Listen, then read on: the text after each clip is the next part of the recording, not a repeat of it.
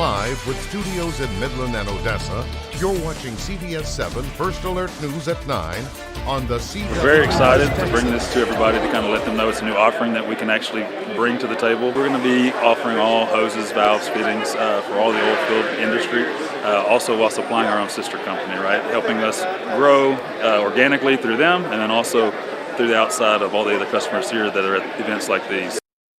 The annual Shale Energy Conference and Trade Show began today, promoting innovative ideas and new technologies and even new companies. We'll have more details on what the conference entailed in just a few minutes. Thanks for joining us for CBS7 News on the CW, and thanks to those of you joining us live on the CBS7 YouTube. I'm Laura Munt, and we start tonight with some news you might have missed from overnight.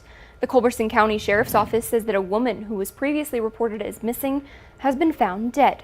Officials say that the body of 62-year-old Danielle Plummer was found in Culberson County, though an exact location was not released. Plummer had been reported missing after being last seen on May 31st in Van Horn.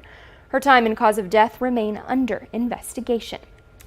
And yesterday, President Joe Biden unveiled plans to enact immediate restrictions on migrants that are seeking asylum at the U.S.-Mexico border.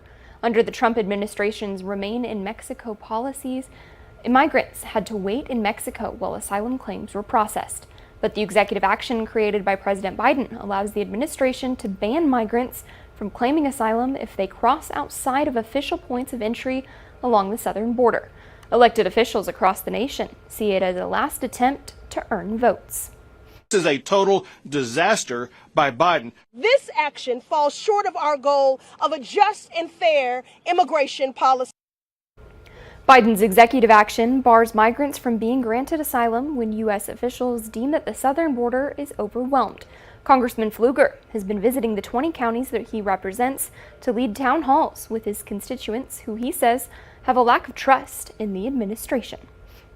The president has weakened us at our own border. He's weakened us economically. He's weakened us around the world.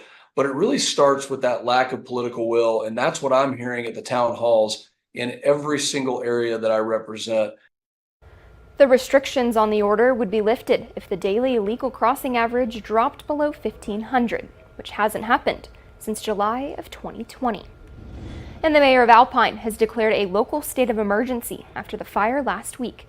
Now that declaration has been made, the emergency management plan has been put into effect, letting the city receive funds for aid and assistance. The state of emergency will last for a week and will then be reevaluated. And yesterday, smoke could be seen coming off of the F. Marie Hall Outpatient Center in Midland. Midland Memorial Hospital has confirmed with CBS7 that the cause of the smoke was construction materials accidentally overheating and starting to smolder. MMH says that there's no major damage beyond the lingering smell of smoke. And yesterday, CBS7 brought you a first-hand look at the devastation in Sanderson after an EF3 tornado ripped through town on Sunday. Tonight, we share an exclusive interview with a woman who was airlifted to El Paso after the tornado hit her house. We were watching TV. Of course, the TV's not there anymore, neither is our sectional or anything else that was here. What started as just a normal Sunday evening turned into a night of destruction for Sanderson, Texas. I heard a big whoo, it was weird, a noise that I'll never forget. All the windows, all the doors, everything was opening, everything was flying. Landing 2 people in the hospital. One of those injured, Rosella Falcone. When I got out, I realized I was bleeding, and I had a bone sticking up. Falcone broke her wrist, protecting her grandkids. It was all coming at me, but I just wanted my grandkids to be okay. The family was hiding in the kitchen. Then a small break in the tornado allowed them to move to a safer space. We had a slight pause. I don't know where we got it from. I just thank God we got that slight pause. And in doing that, I yelled at my grandkids and told them, everybody go to my closet. But even then, the fear didn't go away. When I was in the closet, I called my 3 siblings and I called my 3 kids and I said goodbye to them because I really thought I was going to die. Thankfully, they survived. A rescue team found them and Rosella was airlifted to El Paso. She returned to Sanderson Monday night, anxious to see what was left of her home. I woke up this morning and just to pass by all the neighborhood and my house, it was devastating. I have nothing, like there's no home. In times of crisis, West Texans help West Texans. And even though it'll take a while to recover, there's been no shortage of support for the Falcone family. They haven't left our side at all, so I am really thankful that I live in Sanderson, Texas. The National Weather Service confirmed that 2 tornadoes went through Sanderson. The first one rating as an EF3 and the second an EF1. We've got more coverage from Sanderson up on our website, CBS7.com. I'm here with Chief Meteorologist Tom Tieferteller to talk a little bit about the forecast for the rest of the week. Tom? Well, we're dealing with a couple of thunder showers this evening across the southern Permian Basin into the lower Trans-Pecos. We'll start there with a live radar update showing you a lot of the thunder shower activity winding down. Still a few Ron Crane west towards the Imperial area, but again, everything is winding down for tonight, and there's been numerous outflow boundaries move across the Permian Basin, stirring up the wind a little bit, trying to help us out with this intense heat that we saw today across the area. Taking a look at those current temperatures, seeing those again. Well, I'm trying to get it going here. Maybe not. Well, I'm going to tell you that we saw temperatures into the upper 90s across the area today, and it looks like we are going to see those remain rather hot here over the next couple of days as we'll see temperatures into triple-digit territory. Thank you, Tom. We've already experienced some of those triple-digit temperatures this year, and they're expected to even stay that way the next couple of days. With that comes the cranking of the thermostat, but Encore has some ways that West Texans can stay cool while also saving money on their energy bill. Simple techniques like planting trees, allowing natural light into your homes, and ceiling fans are some of the easier ways. But Encore recommends to keep thermostats at 78 degrees and suggests investing in smart thermostats, which can help reduce the cost of your energy bill. And one of the easiest ways you can lower your bill is by making sure to unplug. I would also recommend unplugging your appliances when they're not in use because they use energy. When you're done charging your phone, unplug it. Your toaster, unplug that. Your blender, unplug that, because those use energy. Encore has recommendations for ways to get started for low-income households and more. If you'd like to learn more about energy saving this summer, you can visit our website at CBS7.com. Some oil and gas news for you now. The 2024 annual Shale Energy Conference and Trade Show kicked off at the Horseshoe Arena in Midland today. From state-of-the-art drilling equipment to groundbreaking sustainability solutions, this event offers a glimpse into the future of the petroleum industry. This year's conference features dozens of vendors, so many that some of the larger equipment being showcased had to be located in the parking lot nearby. But this event is more than just vendors who are showcasing their products. Coming around, seeing all the equipment, things that people can actually put their hands on and feel and touch and have the discussion straight there in front of you.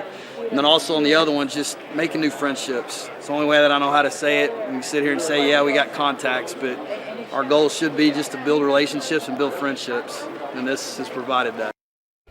In addition to industry experts, Mayor Lori Blong attended to speak on the industry within Midland. Though today's event is now over, they'll open again tomorrow morning from 9 a.m. to 2 p.m. And Midland Memorial Hospital has launched a new specialty area pay program. It offers a new premium base salary for nurses that are working in the med-surg division.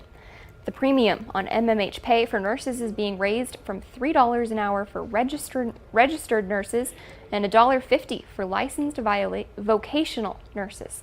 According to Midland Memorial Hospital, there's a high demand of med-surg nurses in the U.S., and they believe that those numbers are being overlooked. There was a lot of stigma about med-surg, about it, like Celeste said, not being glamorous, and I know a lot of people kind of talk down on med-surg, so I think the idea is that we can attract more people and see that when you work med-surg, you learn so much. After COVID-19, Midland Memorial Hospital saw a decrease in med-surg nurses. With the new pay raise, they're hoping to attract new nurses and retain them. In Midland, now nearly 30 board and commission seats will be available for people who are interested in applying. According to the City of Midland, the seats will be available when the Midland City Council begins in September in order to make appointments for the new fiscal year. The majority of the terms will start on October 1st and be between 2 and 4 years. You can see a list of some of the vacancies on your screen right now, and if you're interested in applying, you can visit midlandtexas.gov. The application deadline is Friday, August 9th. Some exciting news for Monahans. They've got a new outdoor fitness court. The park has been in the making for almost 8 months and features different types of exercise equipment for people to use. Not only is it a way to promote health and fitness within the community, but it's a great way to get out of the house this summer. We have a lot of people that on this street right here that love to walk up and down and exercise, going to the event center, and it's a good place for them to stop. And there'll be a water fountain here and a few amenities, and if they want to exercise some more here, we have a well shaded. According to the mayor, the fitness park is the only part of a bigger plan to expand the eastern side of Monahans. And the Big Bend Law Enforcement Officers Association held their annual memorial on the campus of Sul Ross State University this morning. Brewster County Sheriff Ronnie Dodson hosted the event, which also featured a visit by Texas Lieutenant Governor Dan Patrick. The ceremony also highlighted those officers who have fallen while exercising their duties. There was a representation of colors, playing of taps, and the firing of 3 volleys in a flag-folding ceremony. The U.S. Border Patrol Pipe and Drum Corps and the Midland County Sheriff's Office, Mounted Patrol, and other law enforcement agencies took part. And still ahead, it's almost time for All-Star Weekend, where athletes from across West Texas come together to play their respective sports. We've got more details up next.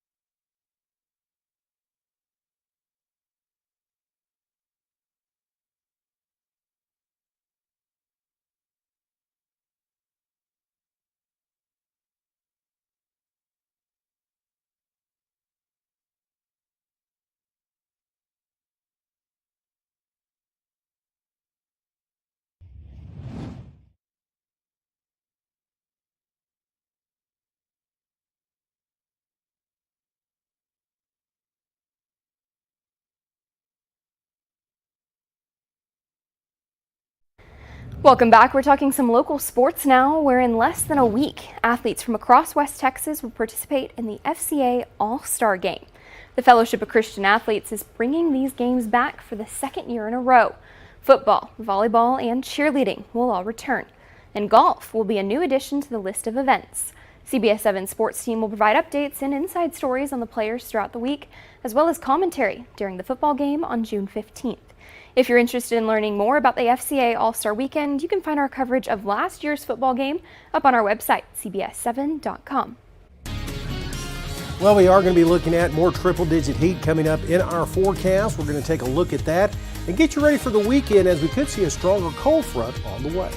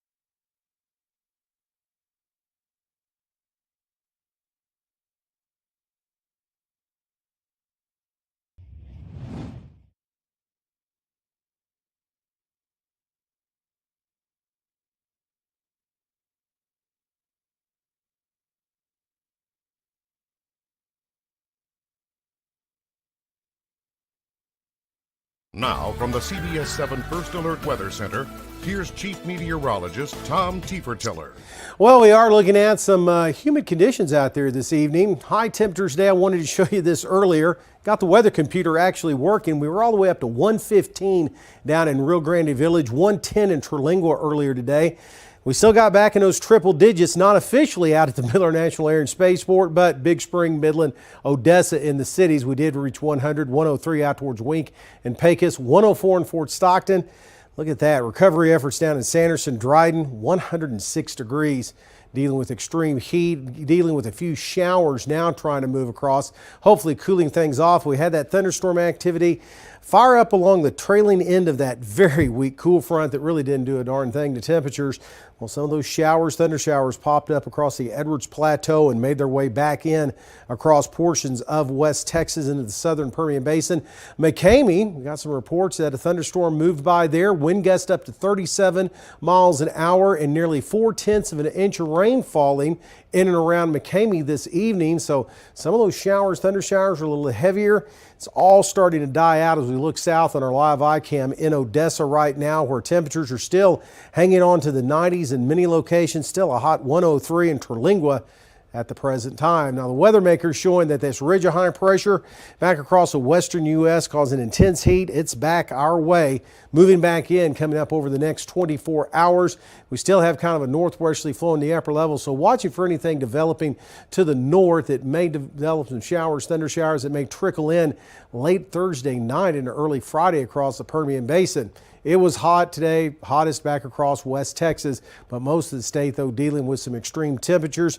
And again, we are going to be looking at pretty quiet conditions for tomorrow for the start. Isolated showers, thunder showers, Davis Mountains, Marfa Plateau coming up for tomorrow afternoon, continuing into the evening, and may see a shower or two try to move in from the north as we roll in towards tomorrow evening. Very mild overnight tonight, and it will be a touch humid out there. I'm feeling it. I'm sure everybody else is too. And tomorrow, looking for about 102 tomorrow afternoon, still carrying a southeast wind, bringing a hint of humidity into the forecast. So not the best of conditions here all the way through the weekend, looking at those triple digits. Stronger cold front arriving on Sunday. That could bring a few more thunderstorms to the forecast, but also help us out on temperatures next week. Coming up next, we're highlighting an important treatment in the battle against post-traumatic stress. We'll hear from Centers and Children's and Families up next.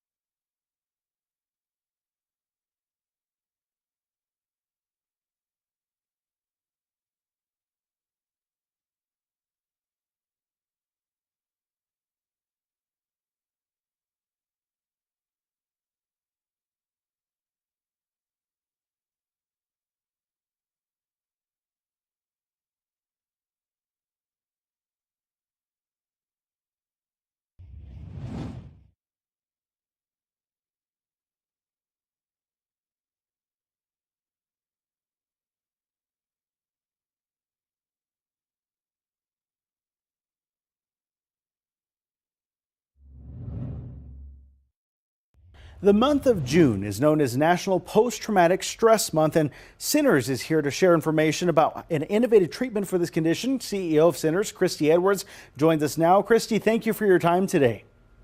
Thank you for having me. And so, Christy, what is post-traumatic stress?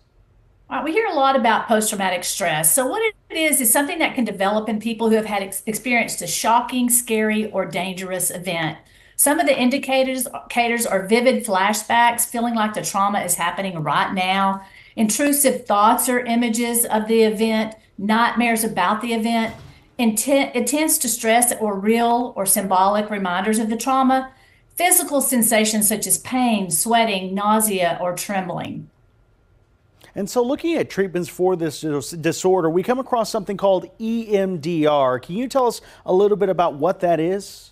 I can try. So EMDR is an acronym for eye movement desensitization and reprocessing. This is a form of psychotherapy that's used to treat trauma and works very well for some as a treatment for post-traumatic stress. When we experience something traumatic, our memory function temporarily stops working properly to help us survive. We have to survive the event before we can then manage the emotions around it when we're safe. The purpose of EMDR is to move that unprocessed traumatic experience from short-term memory to the long-term memory across the whole mind-body system and desensitize us to them, essentially taking their power away. Sounds very complicated. The actual practice of EMDR is not. And so looking at this a little closer, Christy, how exactly does EMDR treatment work?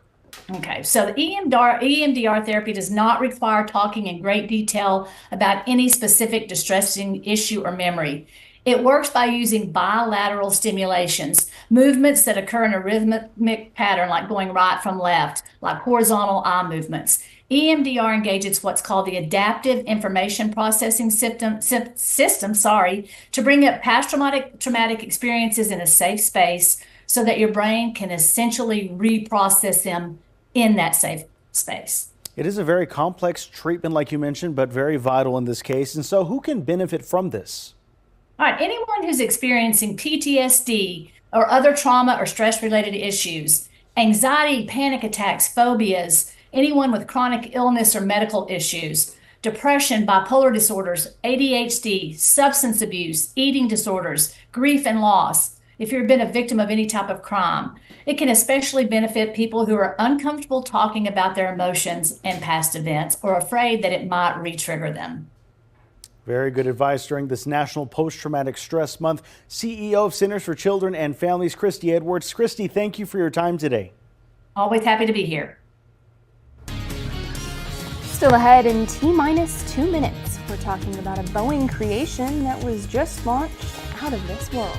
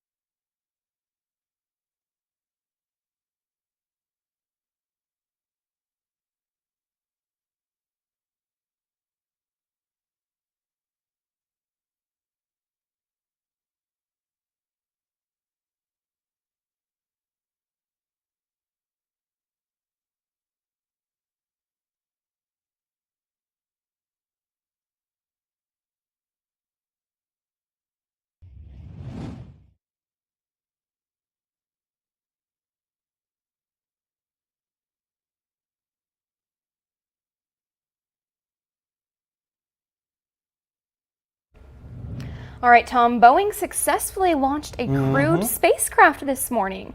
The mission was known as a crew flight test, and it has been scrubbed twice before, most recently on Saturday because of a computer issue. On board are supplies to make repairs to the space station, and the astronauts will be testing the Starliner's capabilities. In approximately 8 days, the astronauts will be able to use the same capsule to return to Earth. Yeah, a little competition for SpaceX here on resupplying the ISS, and so we got another player in this that can get Americans to space, which is a good thing. Space Race 2.0. I guess so. A little friendly competition in this country. Good stuff there for us. We saw a couple of showers, drop nearly 0.4 of an inch of rain in McCamey this evening with some wind gusts up to 37 miles an hour. That has dissipated. I think we may see a little bit more across the mountain areas. Marfa Plateau coming up tomorrow afternoon. Looks isolated. Everybody else just looks hot and dry. And I think that's going to continue into the weekend. But don't give up hope just yet. A little relief may be on the way with a weak front late this weekend, bringing some thunderstorms back to the forecast, but also helping us out on temperatures just for a brief time. I might need a jacket on Monday Yeah, is what I I'm don't hearing. know about that, okay? Thanks for joining us for CBS 7 News at 9 on the CW. We've got more news coming up tonight at 10.